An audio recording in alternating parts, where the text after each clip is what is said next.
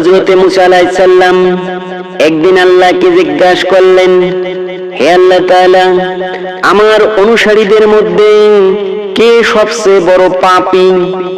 আল্লাহ তাআলা বললেন, যে ব্যক্তি সর্বপ্রথম এই পথ অতিক্রম করবে সে ব্যক্তি হলো তোমার অনুসারীদের মধ্যে বড় পাপী।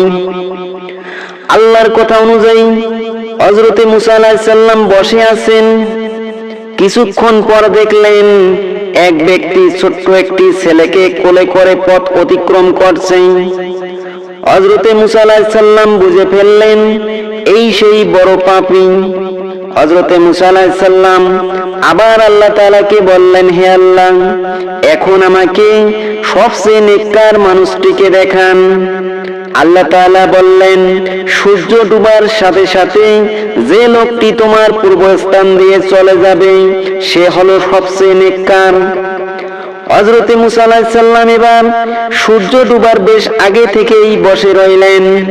যেই সূর্য ডুবেছিল দেখলেন সেই সকালের ওই ব্যক্তি যে ছোট্ট ছেলেকে কোলে করে ফিরে যাচ্ছে। মুসা আলাইহিস সালাম হতভম্ব হয়ে আল্লাহকে জিজ্ঞাসা করলেন, হে আল্লাহ তাআলা, একই ব্যক্তি মহাপাপী আবার মহানেককার।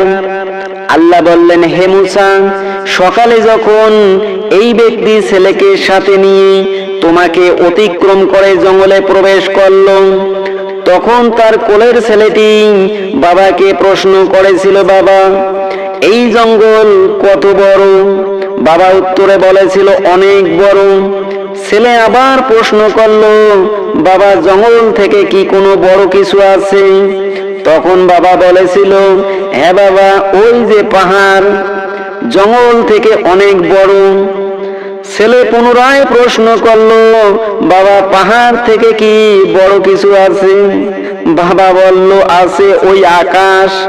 ছেলে আবার প্রশ্ন করলো, বাবা, ওই আকাশ থেকে কি কোনো কিছু বড় আছে?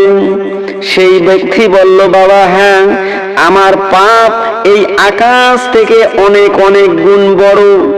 ছেলে বাবার এই উত্তর শুনে বলল, বাবা, পাপ থেকে কি বড় কোনো কিছু আছে? তখন বাবাটি চিৎকার দিয়ে ছেলেটিকে জড়িয়ে ধরে কাঁদতে কাঁদতে বলল, বাবা, আমার পাপ থেকে অনেক বড় হলো আল্লাহ তাআলার রহমত। সুবহানাল্লাহ।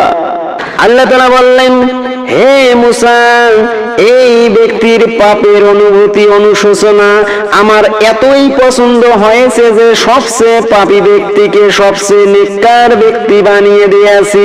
সুবহানাল্লাহ।